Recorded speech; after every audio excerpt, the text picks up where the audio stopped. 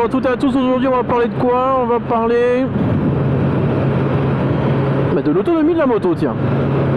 Très important. Allez, c'est parti.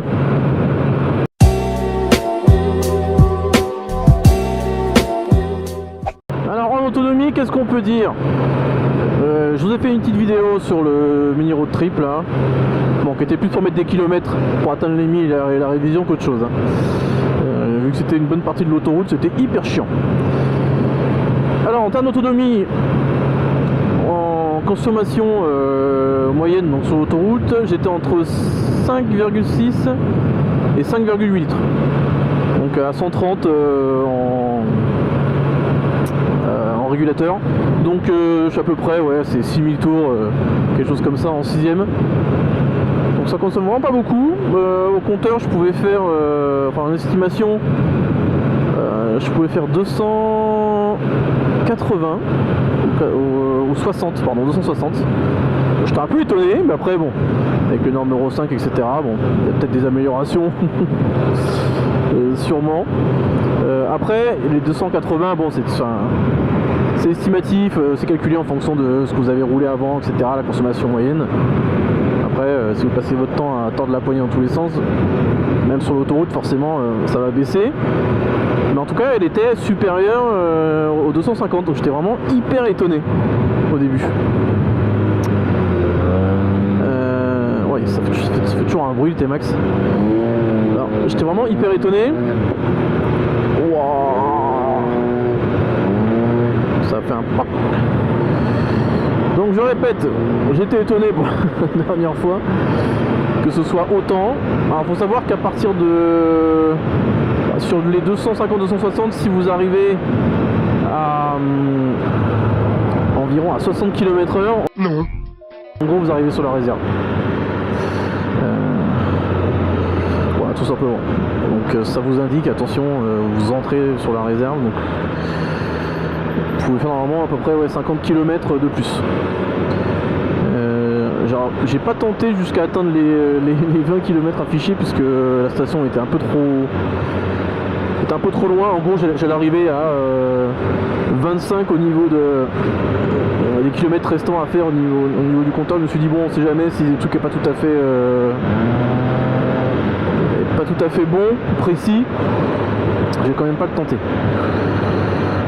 Donc au final, bah, voilà, si vous voulez rouler sur en 6ème à 90 ou à 130, voilà, vous avez 5,6 litres quoi.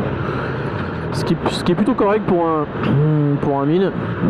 La CB 650 c'était plutôt 3,5 litres, donc bah ouais, bah, rien à voir, hein, c'est pas tout à fait comparable. Alors j'ai pas forcément trop d'autres points de comparaison, il faudrait que je regarde si je peux glaner quelques infos sur d'autres 1000 en consommation autoroute. Donc ça c'est autoroute, ça va, plutôt facile.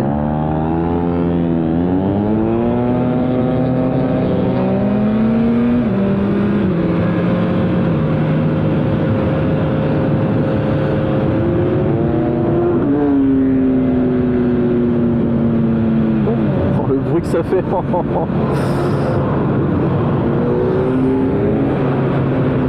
Son qu'il a le mec avec son ZX10R là.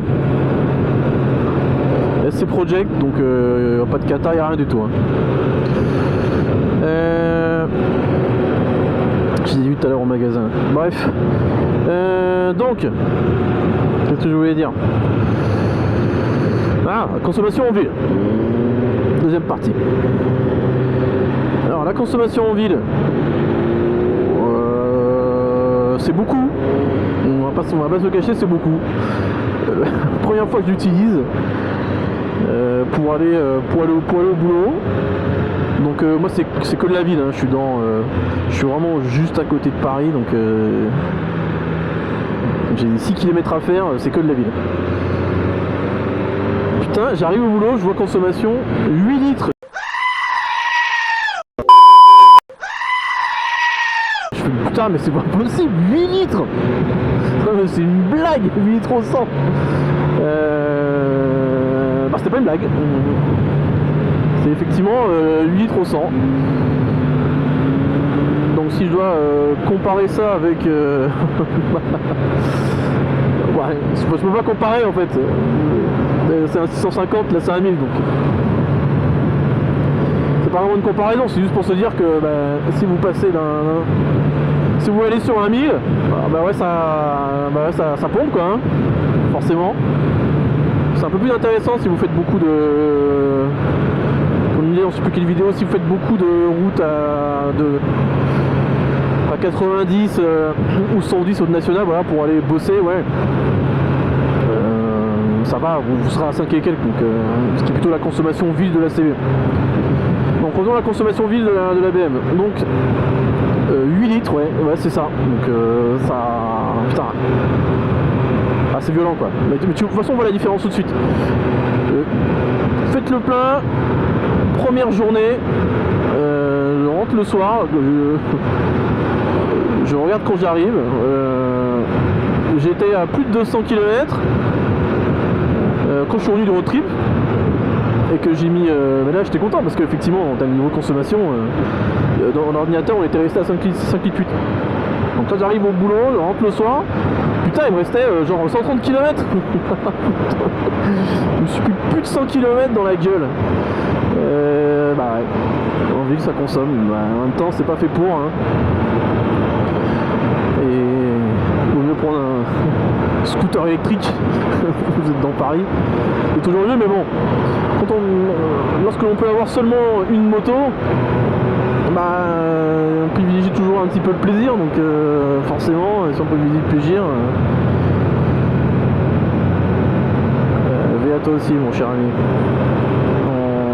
On se fait plaisir, donc on prend la moto qu'on aime, et forcément, c'est pas forcément celle qui convient au meilleur de deux mondes. Donc au final, est-ce que c'est une grosse surprise? Non, c'est pas une grosse surprise.